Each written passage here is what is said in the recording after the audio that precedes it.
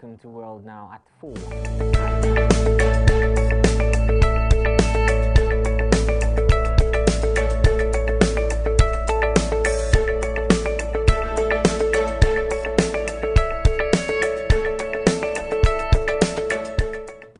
Good evening and welcome to World Now at 4. I am Aynan Lubem.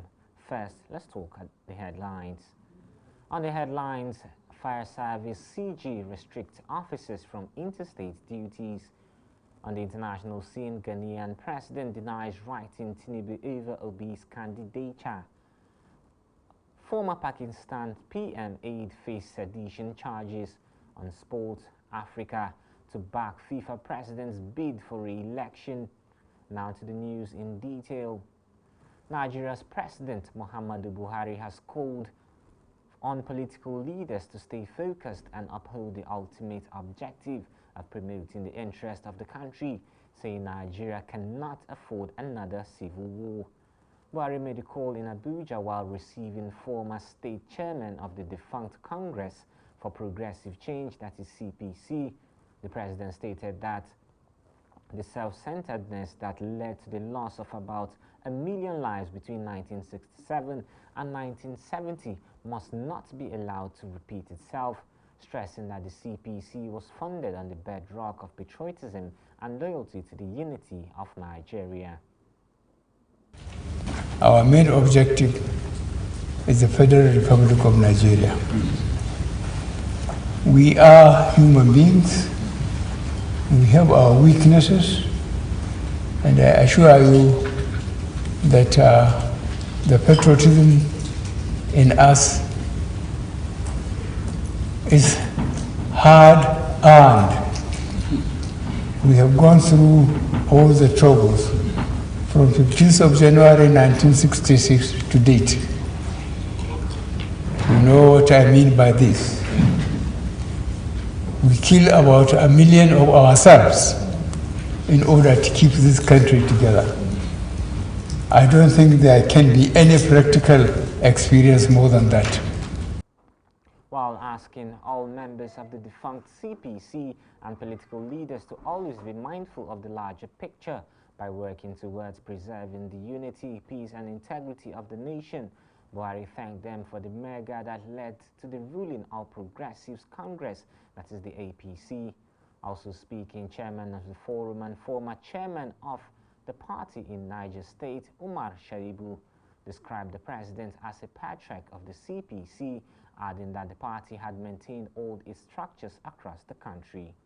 In their various ministries, they did not disappoint us.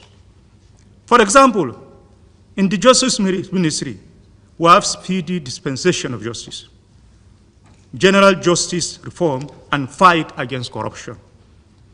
In agriculture, for the first time, we have self-sufficiency in food production, like rice to the extent of exportation.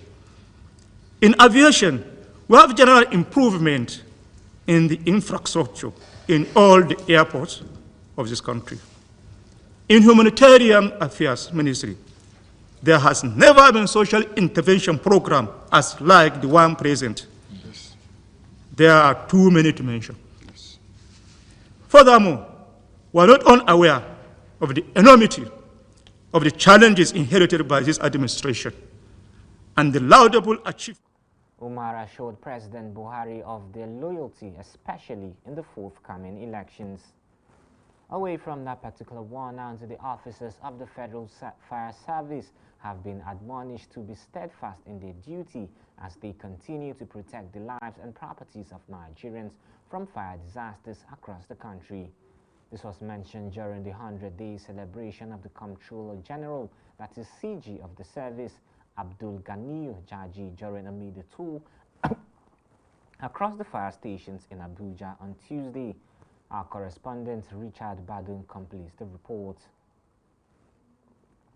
In line with marking the 100 days of the Comptroller General of the Federal Fire Service, CG Abdul Ganiyu Jaji, men of the fire service have been assured proper welfare and supply of adequate equipment to help the men of the service achieve their goal of protecting lives and properties. The Controller General made this known on a media tour while carrying a broad inspection of the service stations around the Federal Capital Territory.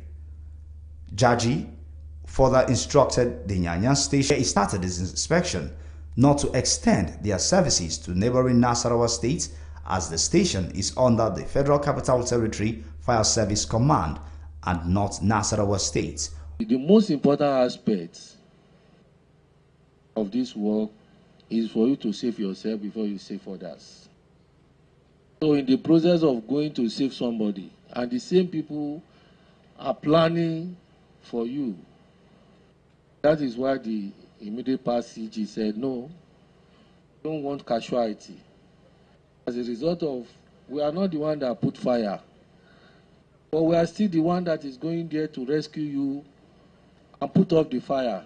It is Nasarawa that this thing happened, not Abuja.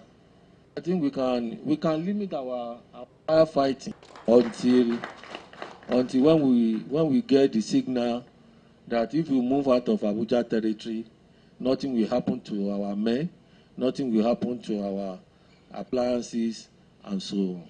Jaji also stated in Nyanya that he will ensure the welfare of the officers will be his priority, as he further assured officers of the fire service their promotion in due course. The Controller General also visited the Metropolitan Fire Service Station in Abuja, where he expressed his satisfaction with the construction. As big as this. The presidency on Wednesday said the too much criticism from the media may send the country into a tailspin. The special advisor to the president on media and publicity, Femi Adesina, made this known at the State House in Abuja. According to a statement, Abiodun Oladungujoye, the president, solicited continued support with partnership with the media to help the government and citizens realize the dream of Nigeria. While expressing his appreciation to the organization for considering him worthy of the award, Adesina said the media should partner with government instead of being adversaries. When we return, news from other parts of Africa. Stay with us.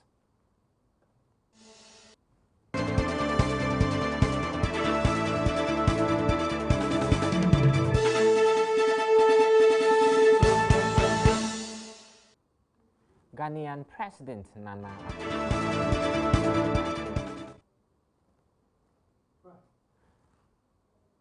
Welcome back and thank you for staying with us.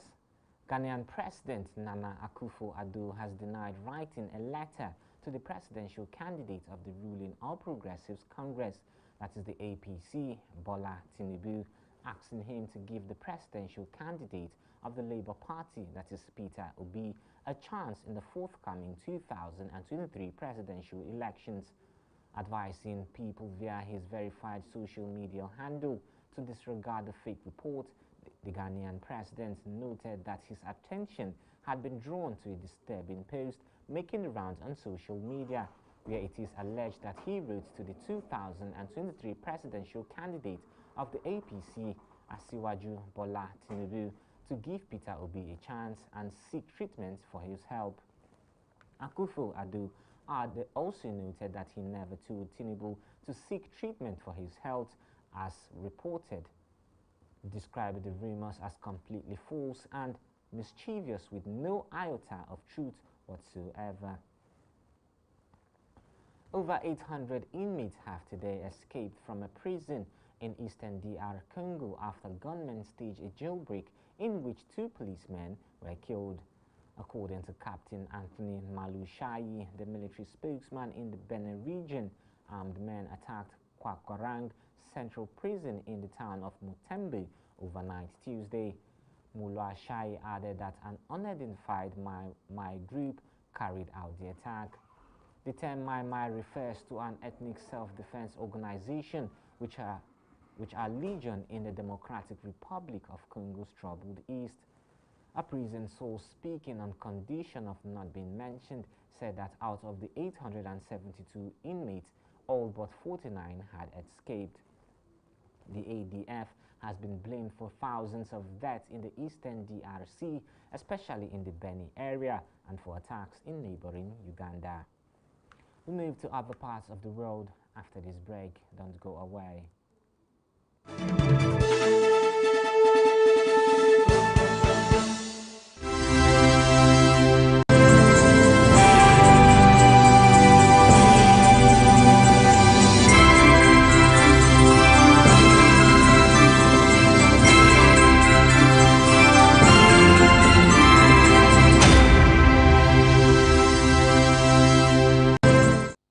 Welcome back and thank you for staying with us. Now to news from other parts of the world. Pakistan former Prime Minister Imran Khan aide Shahbaz Gill and a local media house will face sedition charges accused of inciting mutiny in the powerful military. This was revealed by the country's Interior Minister Rana Sunul Allah on Wednesday. The charges were related to comments made by Shahbaz Gill on Monday night, which the minister Rana Sunallah said was a planned move to malign the military, adding that the accused would face sedition charges for inciting unity in the army. While speaking to newsmen, Khan said the charges were politically motivated, calling Gill's arrest an abduction, adding that the junior ranks were being pressured by the top brass and that the orders were against the wishes of the majority, and that junior ranks should reconsider following orders that were against their principles. And now to Ukraine. Ukraine on Wednesday accused Russia of exploiting its position in a nuclear power plant it had ceased to target a nearby town in rocket attack that killed at least 13 people and left many others seriously wounded. The town Ukraine says Russia targeted, Mahanit, is one that Russia has alleged Ukrainian forces have used in the past to shell Russian forces who are holed up in the Zaporizhzhia nuclear plant, which they took over in March. Ukraine and Russia have accused each other of imperiling the safety of the vast plant, Europe's largest, by attacking one another in its vicinity. Head of the International Atomic Energy Agency, IAEA, Rafael Grossi, has urged both sides to exercise restraint, warning of the very real risk of a nuclear disaster. Also, foreign ministers from the group of 7 leading industrialized countries demanded that Russia immediately hand back control of the plant to Ukraine, something Moscow seems unlikely to do. We now move to business news after this break.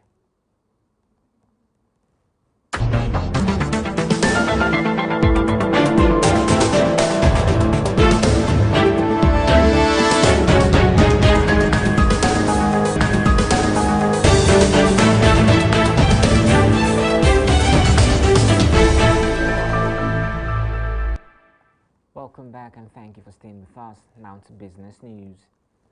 According to data from the International Trade Center, Nigeria spent $2.35 billion on telephone importation in 3 years. The ITC, which is an international body that focuses on trade, said the nation spent $807.95 million on importation of phone sets in 2019, $765.57 million in 2020, and $772.25 million in 2021. The body explained that the imported telephone sets included smartphones, fast-mail machines for line telephone, teleprinters, parts of telephone sets, and more. The data further revealed that most of the phone sets coming into the country were from China, with $1.71 billion in the time under review. The nation also imported from other nations such as Hong Kong, Sweden, the United States, Netherlands, Vietnam, Mexico, and others. Nigeria Telecommunication Authorities recently revealed that about 63 million technology devices were sold in Nigeria every year, quoting data from original equipment manufacturers. The Commission revealed that there were about 132 million unique devices on the nation's telecommunication network in 2020, with the average owner changing a device every 6 months. The Public Relations Officer of the Computer and Allied Products Dealers Association of Nigeria, Solagbade Olaifa, had also disclosed that about 5 billion naira worth of devices was being sold at Computer Village in Ikeja, Lagos State yearly. Up next on World Now at 4 is Sports News. Don't go away.